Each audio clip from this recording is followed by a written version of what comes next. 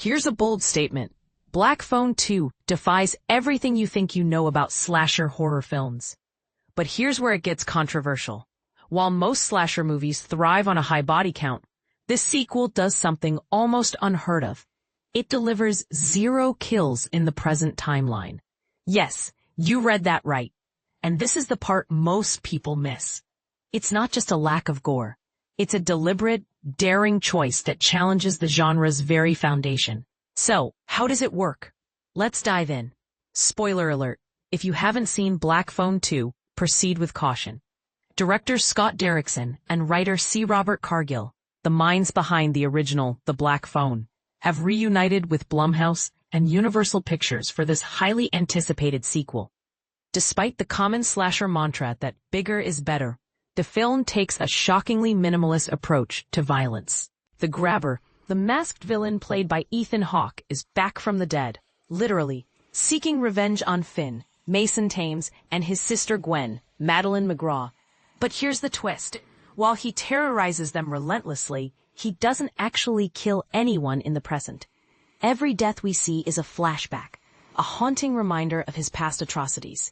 In the film, Gwen, now 15, begins receiving eerie calls from the titular Black Phone in her dreams. These calls lead her to visions of 3 young boys being stalked at a winter camp called Alpine Lake. Convinced they need to investigate, Gwen drags a traumatized Finn, now 17 and still reeling from his captivity in the first film, to the camp during a winter storm. What follows is a chilling blend of dreamlike horror and real-world terror as they uncover the truth about the Grabber's past, including the revelation that he was once an employee at Alpine Lake, where he murdered the boys Gwen sees in her visions. And this is where it gets even more intriguing. Through a clever retcon, we learn that Finn and Gwen's mother wasn't a suicide victim, as previously believed, but another of the Grabber's victims. So while the body count exists, it's entirely historical.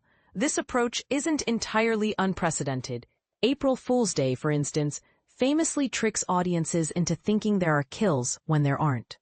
But in a genre where films like Halloween Kills boast a staggering 30 on-screen deaths, Black Phone 2's 0-kill present timeline is a bold statement.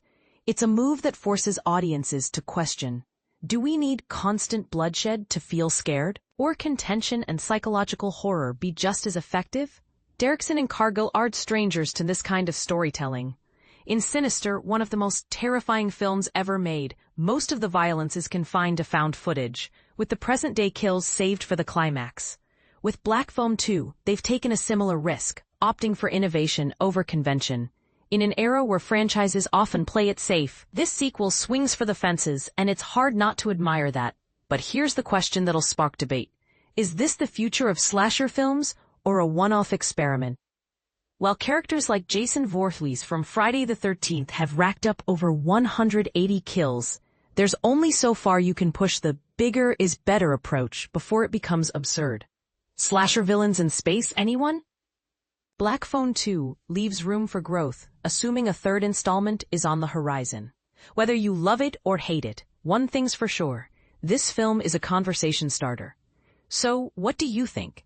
Is Black Phone 2 a refreshing twist on the genre, or does it lose something by abandoning the traditional body count? Let us know in the comments. We're eager to hear your take.